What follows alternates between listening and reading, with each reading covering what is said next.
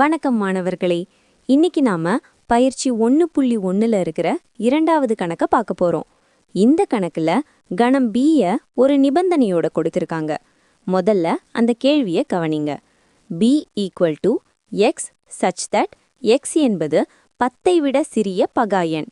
இதுல அந்த செங்குத்தான கோடு இருக்கு இல்லையா, அதை எப்படி வாசிக்கணும்னா என்றவாறு அப்படின்னு வாசிக்கணும்.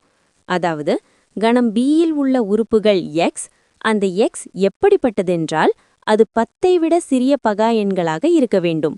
இது ஒரு வடிகட்டி மாதிரி.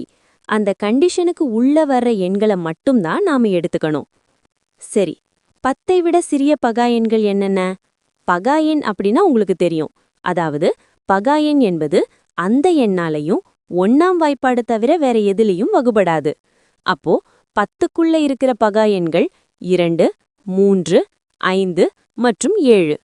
குறிப்பு: 1 பகா எண்ணும் அல்ல, பகு எண்ணும் அல்ல. இப்போ நமக்கு கணம் B கிடைச்சிருச்சு.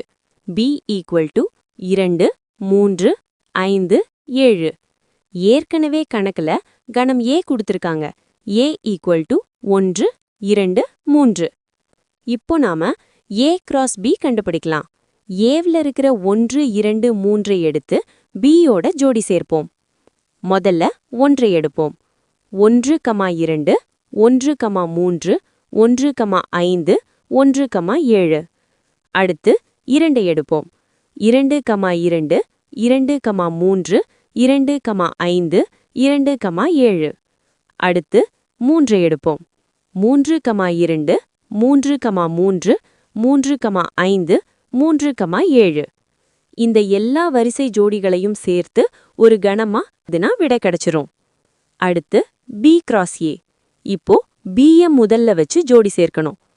2, 1, 2, 2, 2, 3, 3, 1, 3, 2, 3, 3, 5, 1, 5, 2, 5, 3, 7, 1, 7, 2, 7, 3. அவ்வளவுதான். ரொம்ப எளிமையான கணக்கு. இதுல நீங்க கவனிக்க வேண்டியது அந்த பகா எண்களை மட்டும்தான். இன்னைக்கு நாம அந்த குறியீட்டோட அர்த்தத்தையும் பகா எண்களை வச்சு எப்படி கார்ட்டீசியன் பெருக்கல் போடுறதுன்னும் பார்த்தோம். இந்த வீடியோ உங்களுக்கு பயனுள்ளதா இருந்தா லைக் பண்ணுங்க, உங்க ஃப்ரெண்ட்ஸ்க்கும் ஷேர் பண்ணுங்க.